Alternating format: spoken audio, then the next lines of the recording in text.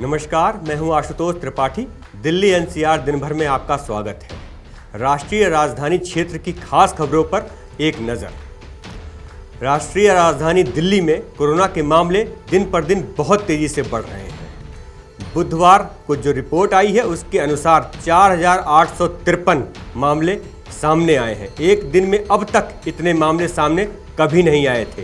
इसी के साथ ही दिल्ली में अब तक 3,64,000 लोग कोरोना से संक्रमित हो चुके हैं।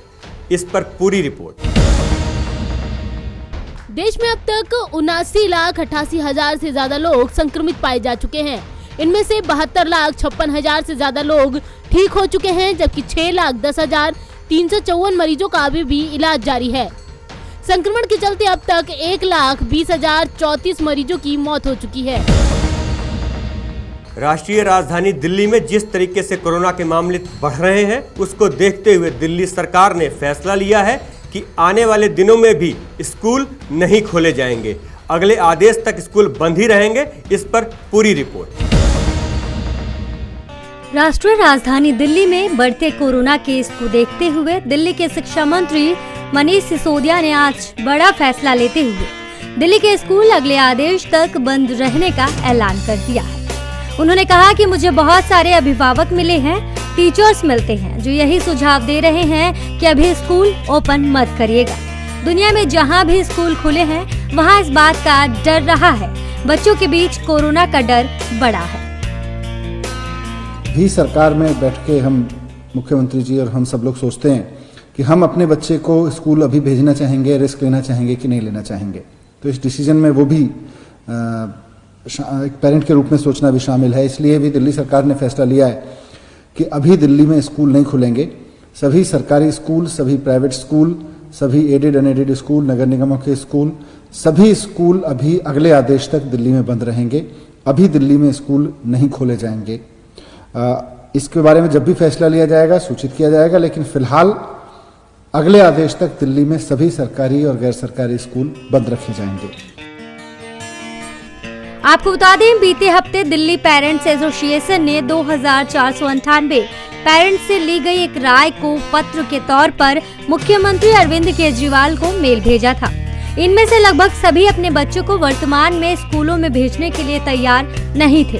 दिल्ली के स्कूलों में पढ़ने वाले लगभग 2,500 बच्चों के माता पिता ने मुख्यमंत्री अरविंद केजरीवाल से अनुरोध किया था कि कोविड-19 महामारी के कारण स्कूलों को इस शैक्षणिक वर्ष में न खोला जाए, जिसको ध्यान में रखकर दिल्ली सरकार ने ये फैसला लिया है और अगले आदेश तक दिल्ली में स्कूलों को बंद रहने का आदेश दिया है। पंजाब केसरी ग्रुप, नई दिल्ली।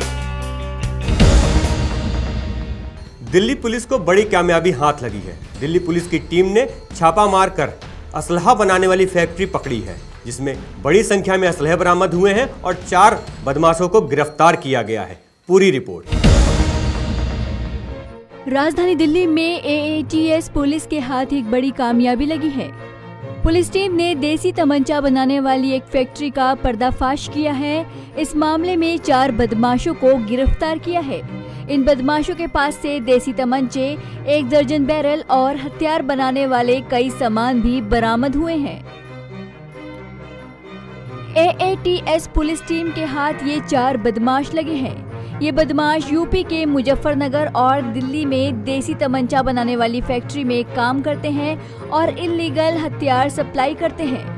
पुलिस को काफी दिनों से इस बात की भनक लगी हुई थी, जिसके बाद AATS पुलिस टीम ने यूपी और दिल्ली की अवैध फैक्ट्री पर रेड मारी और 4 बदमाशों को गिरफ्तार किया। गिरफ्तार किए गए बदमाशों में प्रवीण, सलीम, कुणाल और दीपक शामिल हैं। इनके पास से देसी तमंचे, 1 दर्जन बैरल और हथियार बनाने वाले कई सामान भी बरामद हुए हैं। AATS स्टाफ ने अवैध हथियारों के एक मास्टरमाइंड को पकड़ा है, मोहम्मद सलीम, और साथ ही साथ मुजफ्फरनगर के गांव में उसमें आउटस्कर्ट्स में चल रही उसकी इलीगल आर्म्स फैक्ट्री को भी उसमें बस्ट किया है। इसमें हमने एक सीक्वेंस में काम किया है, सीक्रेट इन्फॉर्मेशन के थ्रू। सबसे पहले हमने प्रवीण खोता नाम के क्रिमिनल को पकड़ा। उस पर हमको इलीगल वेपन मिले और हमने लॉफुल सेक्शन में मुकदमा दर्ज किया आर्म्स एक्ट में। प्रवीण खोता के बाद हमने मोहम्मद सलीम को पकड़ा यूपी में रेड करके। उसके बाद प्रवीण खोता के ही इंस्टेंस पर हमने कुणाल चंद नाम के एक क्रिमिनल को पकड़ा कि जिस पर एक अटेम्प्ट टू मर्डर का केस है पहले, और प्रवीण खोता के ही इंस्टेंस पर हमने दीपक शर्मा को पकड़ा है जो कि मुंडका में अवैध शराब का काम करता है। इस पूरे मामले में जो हमने रिकवरी की है वो 2 पिस्टल .32 बोर की और 6 लाइव कार्ट्रिज, साथ ही साथ 3 improvised pistol of 315 bore and 4 live cartridge. Raw material में हमें 12 barrels, 10 but, 20 spring, iron plates और अवैध हथियार बनाने के टूल्स जैसे कि फाइल, हैमर, ड्रिल मशीन आदि भी जब्त किया है। फर्दर इंटेरोगेशन इस केस में कर रहे हैं। More arrest and more recoveries are likely. बहरहाल इन बदमाशों से पुलिस पूछताछ कर रही है और इनकी क्राइम हिस्ट्री खंगाल रही है और ये भी जानने की कोशिश कर रही है कि कहां-कहां इनके अड्डे हैं जहां ये अवैध हथियार सप्लाई करते हैं।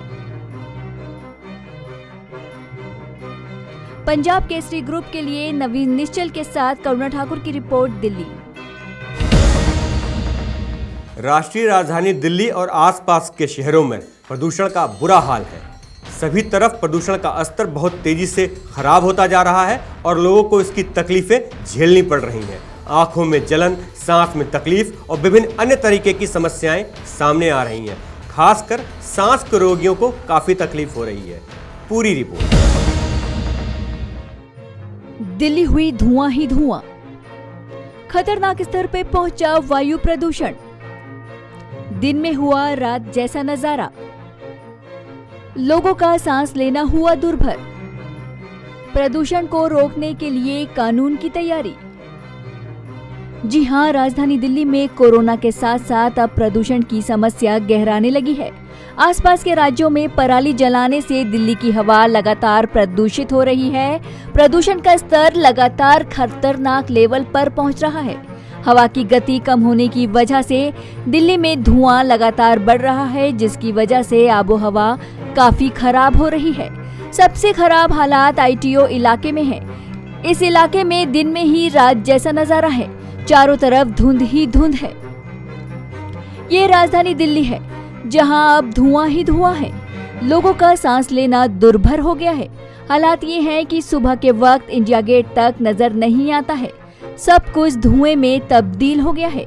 यदि सीपीसीबी के आंकड़ों की बात करें तो सबसे खराब श्रेणी में आईटीओ की एयर क्वालिटी है।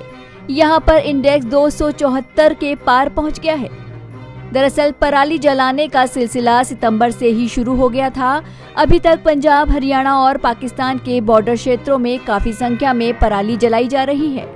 हवाओं का रुख दूसरी दिशा से होने की वजह से पराली ने अब तक दिल्ली के प्रदूषण को बहुत ज्यादा प्रभावित किया है। यहाँ प्रदूषण में 19% पराली का योगदान है। बता दें, सुप्रीम कोर्ट ने दिल्ली एनसीआर में वायु की गुणवत्ता के खराब होने पर भी चिंता जताई है। इस मामले में केंद्र ने सुप्रीम कोर्ट से प्रदूषण को रोकने के लिए नया कानून लाने की बात कही थी और 4 दिनों के भीतर इस कानून का प्रस्ताव पेश करने के लिए भी कहा था, जिस पर लगातार बैठकें चल रही हैं। बता दें, 0 से 50 के बीच AQI को अच्छा, 51 और 100 के बीच संतोषजनक, 101 और 200 के बीच मध्यम, 201 और 300 के बीच खराब, 301 और 400 के बीच बेहद खराब और 401 से 500 के बीच बेहद गंभीर माना जाता है। लेकिन दिल्ली में ज्यादातर इलाकों का AQI 350 के पार पहुंच गया है, जिससे साफ है कि यहाँ की स्थिति बेहद खराब बनी हुई है। Bureau report, Punjab Kesari group, Delhi. अंत में एक अच्छी खबर। नोएडा में सेक्टर 50 का जो मेट्रो स्टेशन है उसको अब ट्रांसजेंडर समुदाय के लोग ही संचालित करेंगे। यह अपने आप में एक अलग प्रयोग है, अनूठा प्रयोग है और काबिले तारीफ है। पूरी report. Noida metro rail corporation ने ट्रांसजेंडर समुदाय को लेकर एक अच्छी पहल की है। नोएडा के सेक्टर 50 मेट्रो स्टेशन को अब ट्रांसजेंडर समुदाय के लोग ही संचालित करेंगे। नोएडा अथॉरिटी की CEO रितु महेश्वरी, स्थानीय सांसद और पूर्व केंद्रीय मंत्री डॉक्टर महेश शर्मा और स्थानीय बीजेपी विधायक पंकज सिंह ने इस मेट्रो स्टेशन का उद्घाटन किया है। ये नोएडा का सेक्टर 50 मेट्रो स्टेशन है। नोएडा का ये स्टेशन अब रेनबो स्टेशन के नाम से जाना जाएगा। यहाँ ट्रांसजेंडर स्टाफ को टिकट काउंटर से लेकर साफ सफाई व्यवस्था संभालने की जिम्मेदारी दी गई है। इससे पहले सेक्टर 51 मेट्रो स्टेशन को भी महिलाओं के लिए समर्पित कर दिया गया था और अब सेक्टर 50 का मेट्रो स्टेशन ट्रांसजेंडर समुदाय को सौंप दिया गया है। एनएमआरसी की इस पहल की खूब चर्चा हो रही है। इस सिलसिले में नोएडा अथॉरिटी की सीईओ ऋतु महेश्वरी का कहना है, नोएडा मेट्रो रेल कॉरपोरेशन द्वारा अपना एक स्टेशन ट्रांसजेंडर्स को बढ़ावा देने के लिए, उनको एम्प्लॉयमेंट देने के लिए, उनके लिए डेडिकेट किया जा रहा है। इसी क्रम में लास्ट बोर्ड मीटिंग में भी इसको अप्रूवल कराया गया है और इसके तहत कुछ एक्टिविटीज़ जो मेट्रो स्टेशन की कुछ सर्विसेज हैं, टिकटिंग काउंटर है, हाउसकीपिंग सर्विसेज हैं, उनके लिए ट्रांसजेंडर्स को एम्प्लॉय किया जाएगा।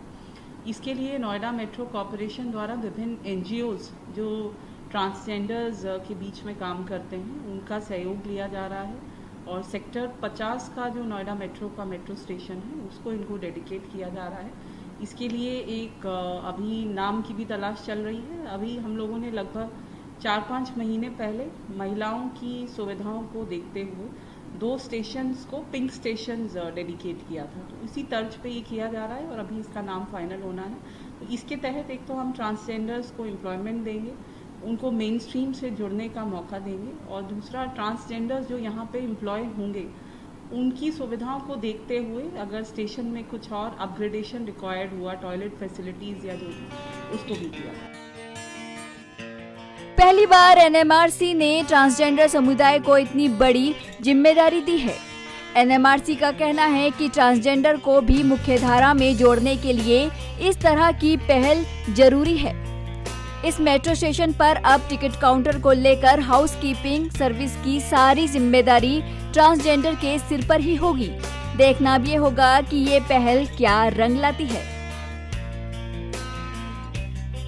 Bureau report, Punjab Kesari group, Delhi. अभी तक के लिए इतना ही, फिर मुलाकात होगी। नमस्कार।